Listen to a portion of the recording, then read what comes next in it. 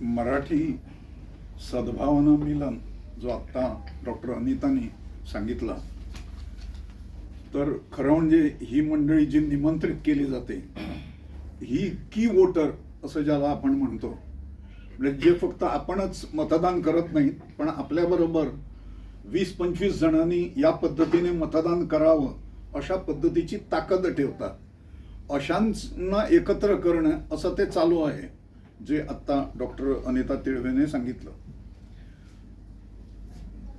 गोविंद देव सरांनी लक्षात आणून दिलं की पहिली फेरी आपली आमदारांच्या भेटीची झालेली आहे. लक्षात असं आलं आमच्या सगळ्यांच्या की ताकास्तूर लागू देत नाही अशा पद्धतीने सगळ्यांची एकूण ॲटिट्यूड आम्हाला त्यावेळेला दिसली. परंतु आता तो प्रसंग जवळ आलेला आहे. विधानसभा निवडणुकीच्या पूर्वी या प्रश्नाचा सोक्षमोक्ष लागला पाहिजे असं आम्ही ठरवलेलं आहे आणि आम्ही म्हणतही आहोत की ही आरपारची लढाई आहे आणि शेवटची लढाई आहे. त्या दृष्टीने आवश्यक ती यंत्रणा आम्ही सज्ज केलेली आहे. आत्ता ज्या आमदारांच्या भेटी होत आहेत त्या वेगळ्या आहेत, म्हणजे याच्यात एक सूचक इशारा आपण आमदारांना देत आहोत. 2017ची पुनरावृत्ती आम्हाला करावी लागता कामा नये अशा पद्धतीने एक दोन वाक्य रचना आपण या निवेदनात केलेली आहे. त्यामुळे हा प्रत्येक आमदाराला एक प्रकारचा इशारा आम्ही दिलेला आहे लेखी स्वरूपात. आतापर्यंत ढिम्म न हललेली सरकारी यंत्रणा याच्यापुढे काही करील असं आम्हाला वाटत नाही, परंतु लोकांचा दबाव जबरदस्त वाढत आहे आणि तो मतदारसंघात वाढत आहे हे आमच्या लक्षात आलं. कारण वेगवेगळे गट हे आमदारांना जे भेटणारे असतात त्याच्यातले अनेक गट हे आमदारांना जाऊन सांगतात की हे आपण काहीतरी केलं पाहिजे, त्याच्यावर हा फ्लो आता सगळीकडे सुरू झालेला आहे हे लक्षात आलं. आता अधिक गांभीर्य या सगळ्याचं वाढावं म्हणून विधानसभा जी आहे 31 तारखेला विधानसभेचा पहिला दिवस, या दिवशी 5000 मराठी प्रेमींचा एक मोर्चा आम्ही विधानसभेवर काढायचं ठरवलेलं आहे. कदंब बस स्टँडच्या समोरचे जे सर्कल आहे जुन्या पुलावरचं, तर त्या ठिकाणी सगळे जमा होतील आणि विधानसभेपर्यंत मार्च करतील. पोलीस अडवणूक वगैरे या सगळ्या गोष्टी या गृहीत धरलेल्या आहेत, तर त्यामुळे काय करायचं काय नाही वगैरे ही सगळी स्ट्रॅटेजी ठरलेली आहे. हा मोर्चा हा सेमी फायनल असं आम्ही मानतो. परंतु यानंतर या विधानसभेत एक लक्षात असं आलं की विधानसभेचं हे शेवटचं अधिवेशन 3 दिवसांचं, परंतु सरकारला जर हवं असेल तर निवडणुकीच्या पूर्वी सरकार पुढाकार घेऊन आणखी एक अल्प मुदतीकरता अधिवेशन घेऊ शकतं. त्यामुळे सरकारला या मोर्चाने एक संधी आम्ही देत आहोत. त्याच्यानंतर जर लक्षात आलं की काही होत नाही तर आमची सगळी यंत्रणा जी आहे ही सरकारच्या विरोधात जाऊ शकते. आतापर्यंत मागणी आहे, आपण विरोध केलेला नाही. सरकारने जे दुर्लक्ष केलेलं आहे या विषयाकडे त्याच्याकडेच संकेत आपण करत आहोत आतापर्यंत, परंतु यापुढे ते नाही करणार. म्हणजे सरळ सरळ भारतीय जनता पार्टीच्या विरोधात आपण जे काही केलं पाहिजे, पब्लिक मोबिलाइज करण्यासाठी जे केलं पाहिजे ते करायच्या याच्यात आम्ही आहोत. त्याची सगळी यंत्रणा आम्ही तयार ठेवलेली आहे. भारतीय जनता पार्टीला त्या या सरकारला ही शेवटची संधी आम्ही देत आहोत आणि ते जर झालं नाही तर त्याचे परिणाम जसं गोरा ढवळीकर सरांनी सांगितलं तसे भारतीय जनता पार्टीला भोगावे लागतील हे निश्चित आहे.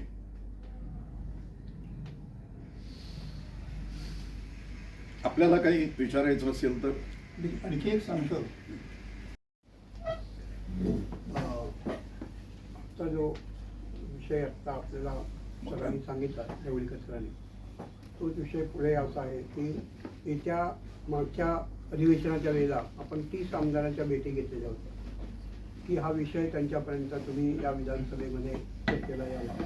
त्यावेळेला अजित आढळकरांनी फक्त 0 तासाला तो विषय मांडला, परंतु त्याचा काही विशेष असं हे झालं नाही. तर आत्ता आमचा आग्रह असा आहे आणि आमदारांना आम्ही निक्षून सांगतो आहोत की जर समजा तुम्ही या अधिवेशनामध्ये तुमच्या पद्धतीनं प्रयत्न केले नाहीत राजभाषा होण्याच्या दृष्टीनं, तर येत्या निवडणुकीमध्ये त्याचा परिणाम तुम्हाला कदाचित भोगावा लागू शकतो. त्यामुळे तुम्ही जर या पद्धतीनं सहकार्य केलं तर आम्ही पूर्णपणे तुमच्या पाठीमागे आहोत. आणि हे निवेदन देण्यासाठी म्हणून आतापर्यंत जवळजवळ एक दिचोली, कैते, कोंड्यातले 3 आणि कोंड्यातले 2 आणि एक धारबानोडा चंद्रकांत शेट्टी दिचोली अशांच्या भेटी झालेल्या आहेत. आणि उरलेल्या 1-2 दिवसात 33 आमदारापर्यंत हा सगळा विषय आपण पोहोचवणार आहोत. विषय असा आहे की असेंब्लीमध्ये एक दबाव गट तयार करून त्या ठिकाणी हा विषय राज्यभाषा म्हणून मान्यता येणं हा त्यातला महत्त्वाचा विषय आहे. आणि खरं म्हणजे त्याच्यात मोठं काही बदल करायचा नाही आहे. मराठीसाठी जो मे असा शब्द वापरला, तो शाल असं जर केलं तर तो विषय संपतो. खरं म्हणजे एवढा तो म्हणजे फार गहन विषय असं नाही. आणि दोन्ही भाषांना जर राजभाषेचा दर्जा दिला तर कोणावरही अन्याय होत नाही. दोन्ही भाषा भगिनी नीटपणे आणि समाजात जी फूट पडते ती फूट थांबू शकते, संवादानं समाज राहू शकतो. ही वस्तुस्थिती आहे, ही आमदारांनी लक्षात घ्यावी. म्हणून त्यांना पुन्हा एकदा निदर्शनास आणून या 31 ऑगस्टच्या अधिवेशनामध्ये हा विषय, कारण कदाचित हे अधिवेशन शेवटचं असू शकतं, नंतर इलेक्शन लागू शकते, अशा दृष्टीनं या अधिवेशनातच येणं हे जास्त महत्त्वाचं आहे. अशा दृष्टीनं आपण आमदारांच्या भेटी घेत आहोत. पूर्ण करणं फारसं सरकारला अवघड नाही, सोपी गोष्ट आहे. कारण अनेक राज्यामध्ये 2 भाषा आहेत, 3 भाषा आहेत, 4 देखील राजभाषा झालेल्या आहेत आणि त्या घटनेच्या कलमाप्रमाणेच झालेल्या आहेत. घटनेचं कलमच सांगतं की 1 किंवा एकापेक्षा जास्त राजभाषा होऊ शकतात. तुम्ही जर बघितलं तर छत्तीसगड जे हे राज्य आहे हे एक 20-25 वर्षापूर्वी स्थापन झालं आणि 2006 तिथं मूळ जी भाषा तिथली म्हणजे मध्य प्रदेशाचे काही जिल्हे काढून छत्तीसगड बनवला होता. त्यामुळे तिथे हिंदी आहे आणि तिथली स्थानिक भाषा जी छत्तीसगडी तिलाही राजभाषेचं स्थान दिलेलं आहे. दोन्ही इक्वल. तेव्हा छत्तीसगडी ही इथली जशी कोकणी आहे तशी तिथली छत्तीसगडी. तेव्हा इथली मूळची भाषा मराठी.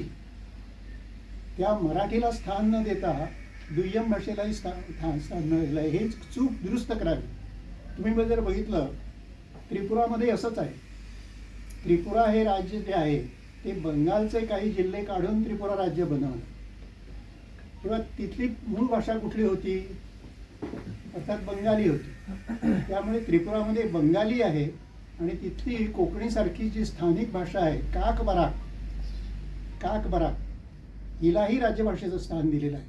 तेव्हा प्रथमतः बंगाली आहे, नंतर काकबराक. तसं इथं होणं अपेक्षित होतं. म्हणजे मराठी जी सर्व ठिकाणी वापरली जाते. आणि दुसरं तुम्हाला सांगतो, आणखीनही राज्य आहेत नावं तेलंगणामध्ये 2 भाषा आहेत, हरियाणामध्ये 2 भाषा आहेत, दिल्लीत 4 आहेत, सिक्कीममध्ये 4 आहेत. तेव्हा ह्या कायद्यानुसार याच्यानुसारच आम्ही मराठीला स्थान, जी अन्याय झालेला आहे तो दुरुस्त करावा एवढीच आमची मागणी आहे. याच्यात फारसं अवघड असं काही नाही आहे. इच्छाशक्ती फक्त पाहिजे. या सरकारनं जर इच्छाशक्ती दाखवली तर हे सहज होऊन जाण्यासारखं आहे. 31 ऑगस्टला विधानसभा अधिवेशन ठेवलेलं आहे. त्या पार्श्वभूमीवर आणि बरेच कार्यक्रम आतापर्यंत झालेले आहेत मध्यंतरीच्या काळात. या पार्श्वभूमीवर ही पत्रकार परिषद घ्यावी असं एक आम्हाला वाटलं. आज पत्रकार परिषदेला जे उपस्थित आहेत ते आपले प्रमुख मार्गदर्शक गोरा ढवळीकर सर, दिवाकरजी शिंकरे माझ्या बाजूला, अशोक नाईक माजी महापौर, गोविंद देव, डॉक्टर अनिता तिळवे, मातृशक्ती प्रमुख संदीप पाळणी हे भारत माता की जय संघाचे कार्यवाह आहेत. नितीन फळदेसाई हे युवा प्रभारी आहेत गोव्याचे. विनायक चारी युवा शक्ती प्रमुख. ॲडव्होकेट रोशन सामंत या मातृशक्तीच्या राज्य सहप्रमुख आहेत. मी सरांना विनंती करतो की त्यांनी एक मुद्दा घ्यावा.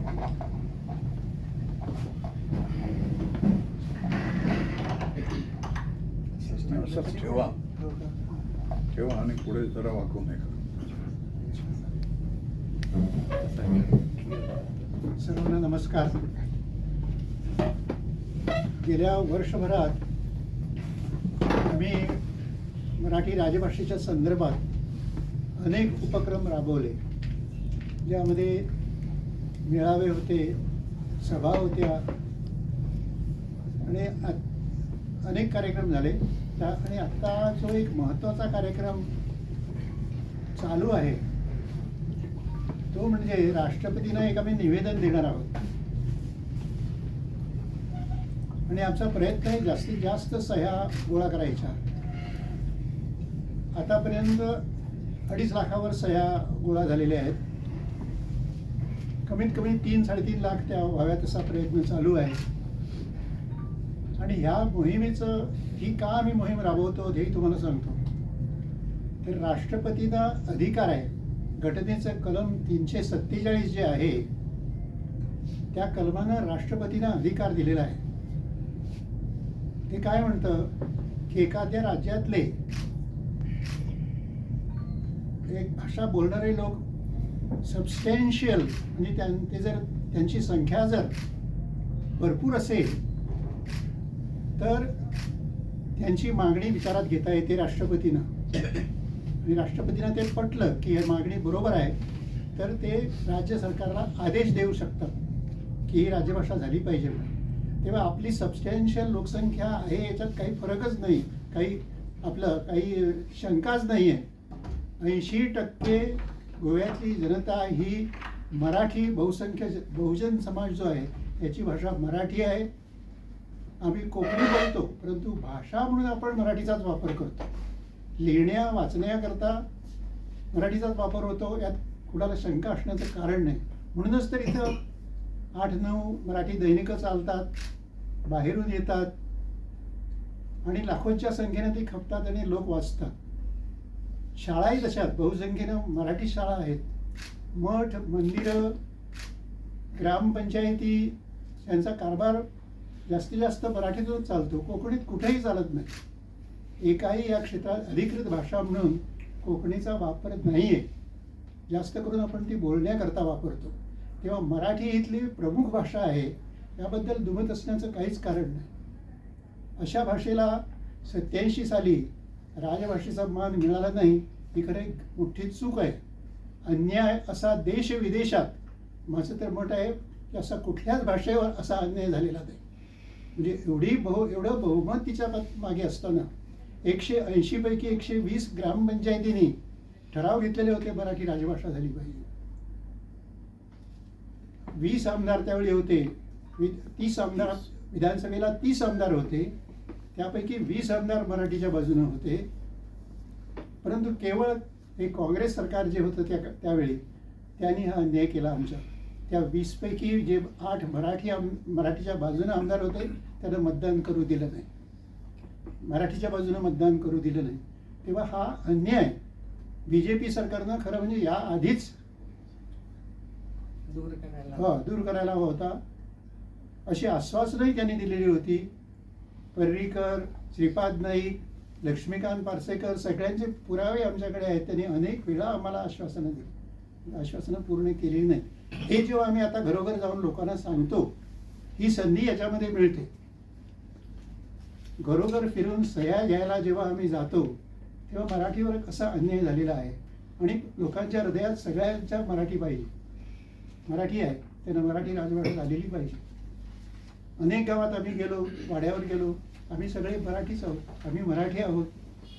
इथं आमच्याकडे इथं कोकणी आम्ही बोलतो पण असं तसं नाही आहे असे आम्हाला उत्तरं मिळतात. तेव्हा ही मोहीम अत्यंत यशस्वी झालेली आहे. लोकांना हा मराठीचा विषय पटलेला आहे, जागृती झालेली आहे. लोकांची मागणी आहे आता की खरं म्हणजे याच अधिवेशनात हे विधेयक संमत व्हायला पाहिजे होतं आणि आमची तशी मागणी आहे. परंतु कोणत्याही परिस्थितीत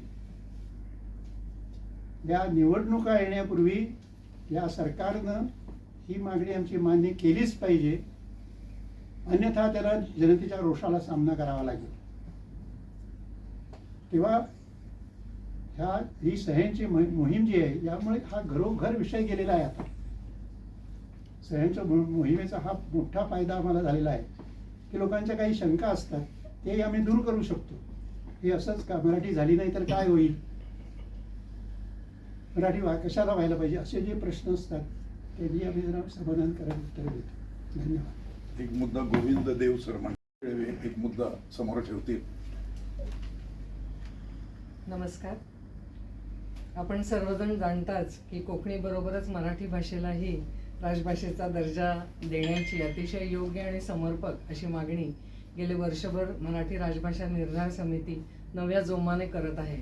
आणि ही चळवळ आणि हे आंदोलन अतिशय यशस्वीपणे आता समाजामध्ये पुढे जात आहे. मराठी प्रेमींची ही चळवळ यशस्वी करण्यासाठी आपण जाहीर सभा, विविध ठिकाणी मेळावे, धरणे अशा प्रकारच्या माध्यमातून आपण लोकांपर्यंत पोहोचलो आणि लोकांची संघटित शक्ती एकत्रित करण्याच्या दृष्टीने आपण प्रयत्न केले आणि ते यशस्वी सुद्धा होत आहे. याचाच एक भाग म्हणून सगळ्या प्रखंडामधील मान्यवर आणि प्रतिष्ठित लोकांना हा राजभाषेचा तपशील अधिक चांगल्या पद्धतीने कळावा आणि त्यांच्यापर्यंत पोहोचावा यासाठी आम्ही मराठी सद्भावना मिलन अशा प्रकारचे कार्यक्रम सबंध 18 प्रखंडांमध्ये करणार आहोत. आणि त्या दृष्टीने पहिल्या 6 प्रखंडांमध्ये आतापर्यंत हे कार्यक्रम झालेले आहेत, ज्यामध्ये फोंडा, वास्को, वाळपई, केपे, म्हापसा आणि मांजरे. आणि सप्टेंबरच्या पहिल्या आठवड्यात ते सप्टेंबरच्या शेवटच्या आठवड्यात अशा पद्धतीने आणखीन 10 प्रखंडांमध्ये हे मराठी सद्भावना मिलनाचे कार्यक्रम होणार आहेत, ज्यामध्ये आपण मान्यवर प्रतिष्ठित व्यक्तींना एकत्रित करून गुणवत्तेनुसारही याचा तपशील लोकांपर्यंत पोहोचवणं आणि त्या सगळ्यांची मान्यता घेऊन एका निवेदनावरती त्या सगळ्यांच्या सह्या घेतो आणि हे सह्यांचं निवेदन आपण मुख्यमंत्र्यांपर्यंत पोहोचवणार आहोत. अशा प्रकारचा हा सद्भावना मिलनाचा कार्यक्रम चालला आहे. आणि